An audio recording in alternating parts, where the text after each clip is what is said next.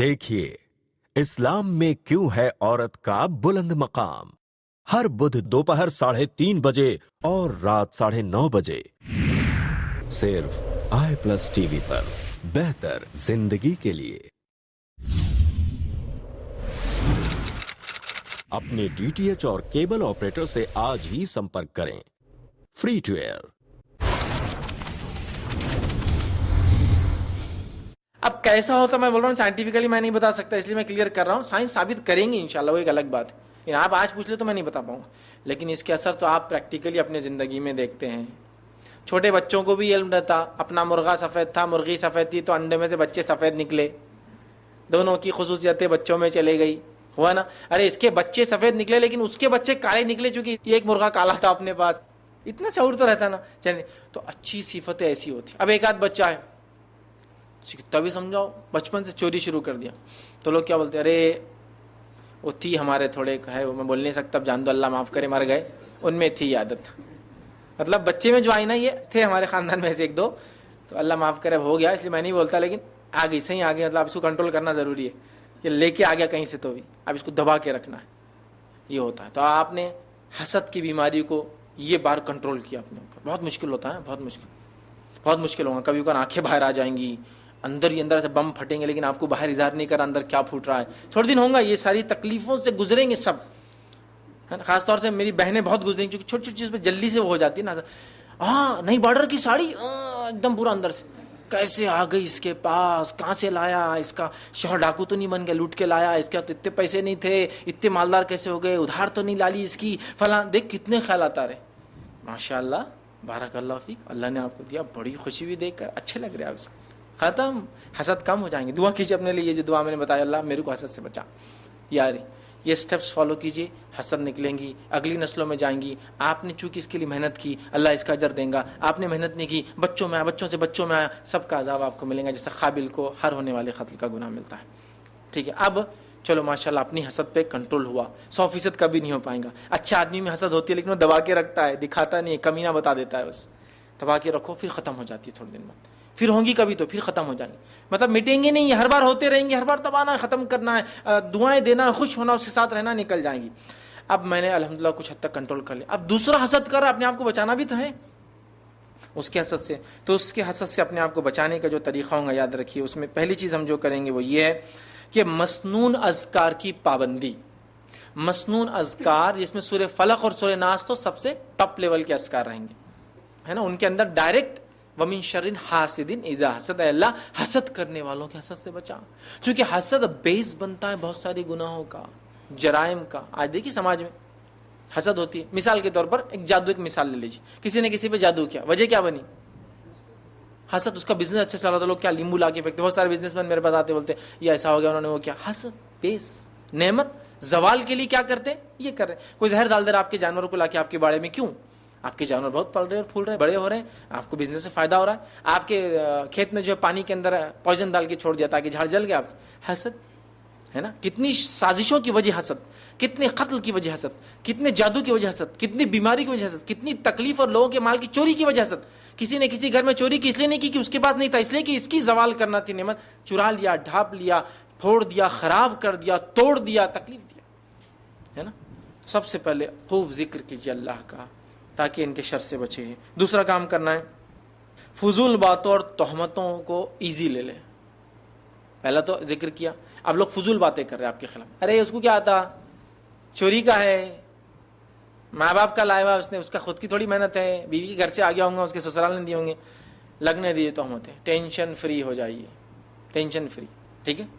تو دوسرا کام tension free ہو جائیے۔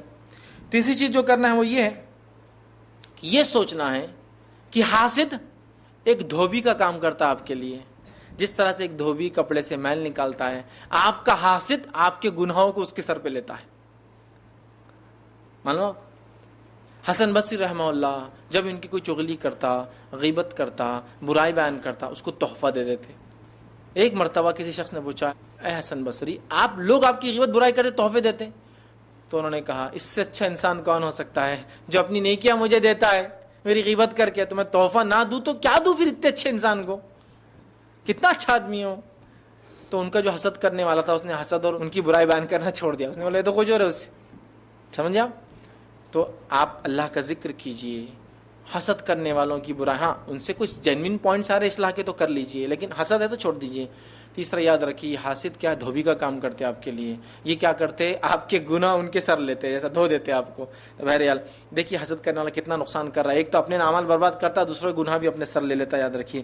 تو لہٰذا اس کا انشاءاللہ عزیز اجر ملے گا, اس کی حسد سے جو آپ کو نقصان ہوتا ہے اس کا اجر ملے گا. تو چوتھی چیز یہ کہ اگر کسی کی حسد سے آپ کو کوئی نقصان ہوتا ہے تو اس پہ صبر کرے اور اللہ سے اجر طلب کرے کہ اللہ, لوگوں نے حسد کی بنیاد پر مجھے, میرے گھر والوں کو, میرے ادارے کو, میرے سسٹم کو, ہم کو تکلیف ہو جائے, میں تجھ سے اجر طلب کرتا ہوں, میں صبر کرتا ہوں اس تکلیف پر. تو اس کے لیے صبر کریں انشاءاللہ عزیز. میں سمجھتا ہوں یہ تمام چیزیں بہرحال پھر حل ہو جائیں گی. تو یہ چند باتیں تھیں جو حسد کے تعلق سے میں نے رکھی. ہمیں چاہیے کہ حسد جیسی سنگین بیماریوں کو اپنے نفس سے ہم نکالنے کی پوری کوشش کرے, اور جو موجود ہوتا ہے مادہ جو ہر انسان میں ہوتا ہے اس کو مکمل طور سے سپریس کرے, دبائے, اور اس کو ہمیشہ ذلیل کرے. یاد رکھیے علی بن ابی طالب رضی اللہ عنہ کا بڑا مشہور قول ہے, وہ فرمایا کرتے تھے نفس ایک ایسی چیز ہے اگر اس کو تم اپنے اوپر حاوی کرو گے تو یہ تمہارا سوار بنیں گی اور تمہیں جہاں چاہے دوڑاؤں گی, لیکن تم اگر اس کو اپنی سواری بنا لو گے تو پھر تم اس پر سوار ہو کے جہاں چاہو اسے لے جاؤں گے. اور صحابہ اپنی نفس کو ذلیل کیا کرتے تھے تاکہ وہ آؤٹ آف دا لمٹ نہ جائے. عمر ابن خطاب رضی اللہ عنہ کو دیکھا گیا ایک مرتبہ منبر پہ کھڑے ہوئے اور کھڑے رہ کر یہ کہا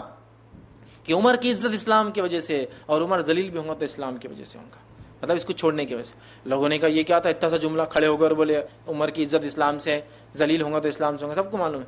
تو کہا نہیں, میں بیٹھا ہوا تھا نماز کے بعد, لوگ میرے پاس مختلف ممالک سے آ رہے تھے, اپنے مسائل رکھ رہے, تو مجھے تھوڑا دل میں ایک بات آئی کہ عمر تو اتنی بڑی خلافت کا مالک ہے, اتنا بڑے اس کا سلطنت کا بادشاہ ایک طرح سے. تو جیسی میرے دل میں ایک خیال آیا تو میں نے اپنی نفس کو ذلیل کرنے کے لیے کھڑے ہو کے بول دیا. یہ ذلیل کرنا بولتے نفس کو, اپنے آپ کو ذلیل کر لینا, مطلب دوسرے ذلیل کرنے سے زیادہ اپنے آپ کو خود کر لو تو آپ لمٹ میں رہوں گے ہمیشہ. تو صحابہ اپنی نفس کو ذلیل کرتے تھے. حضرت علی کیا بول رہے ہیں کہ اگر نفس کو تم چابک دے دو گے تو وہ تمہارے اوپر سوار ہو کے کہیں بھی لے جائیں گی, تم اس پر سوار ہو جاؤ تو تم جہاں چاہو گی وہاں چلیں گی. پھر یہ تو حسد وہی ہے نا, نفس کا ایک حصہ ہے, سوار ہو جاؤ اس کے اوپر, اس کو لے جاؤ جہاں آپ چاہتے ہو, وہ آپ کو نہیں لے جائیں گے جہاں وہ چاہتی ہے.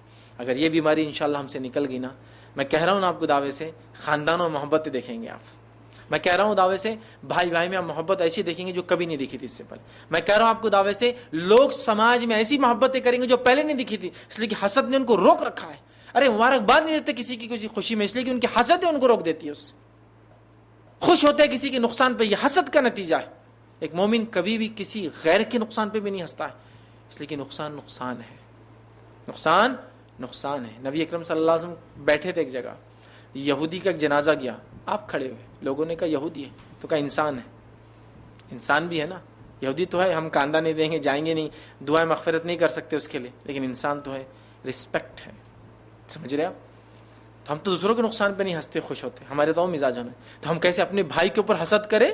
سبحان اللہ, ہو ہی نہیں سکتا. ہاں رشک کیجئے علم پر, کسی کو فضل اللہ نے دیا, مانگیے اللہ مجھے بھی دے, کسی کو مال دیا وہ خرچ کرتا ہے, رشک کیجئے اللہ اس جیسا مجھے ہی بنا دے. کسی کو اللہ نے دین علم دیا ہے, وہ علم رکھتا ہے, عمل کرتا ہے, دوسرے تک پہنچاتا ہے, خود رشک کیجئے اللہ میں اس جیسا بن جاؤں, کاش تو میں بھی ایسا کروں گا. لیکن باقی رشک کرنے کی ضرورت نہیں آپ کو. دعا کیجئے اللہ مجھے کوئی نعمت اگر کسی کے پاس ہے مجھے مل جائے. حسد کو نکال دیجئے. محبت, الفت, سماج, خاندان میں, لوگوں میں, بھائی بھائی میں, رشتہ داروں میں, بچوں میں بڑھتے ہوئے نظر آئیں گے انشاءاللہ, اور بہت فائدہ مند ثابت ہوں گی. اور یہ حسد کو باقی رکھا, نیکیاں برباد, گناہوں میں اضافہ, ایمان دل سے ختم, دین مون دیا جائے گا, دنیا کی جہنم اور آخرت کی جہنم, جیتے جی یہاں موت اور مرنے کے بعد جہنم میں انسان جئیں گا. تو لہٰذا حسد کو نکال دیں, اپنے آپ کو اس برائی سے ہم پاک کر لے, تو دنیا اور آخرت کے بڑے فائدے انشاءاللہ اٹھا پائیں گے, بڑی نعمتوں کے فائدے اٹھا پائیں گے. ورنہ یہ حسد ہم کو نعمتوں سے محروم کر دیں گے دنیا کی. اسی پر اپنی بات کو ختم کروں گا. اللہ رب العزت سے دعا ہے کہ اللہ سبحانہ تعالیٰ ہم تمام کو تمام دل کے امراض اور برائیوں سے جو محفوظ رکھیں. ہم تمام میں اللہ وہ صفتیں ڈالے جن صفتوں کو تو پسند کرتا ہے, اور وہ تمام صفتیں ہم سے نکال دے جو اس کو تو ناپسند کرتا ہے. اے اللہ حسد جیسی برائی سے ہمیں جو ہے دور رکھ, اور تمام دل کے امراض سے دور رکھ, جب تک اللہ ہمیں زندہ رکھ, ایمان اور اسلام پر زندہ رکھ. خاتمہ ایمان پر ہو. آخر دعوانا الحمد للہ رب العالمین. سبحان ربک رب العزت عما یصفون وسلام علی المرسلین والحمد للہ رب العالمین.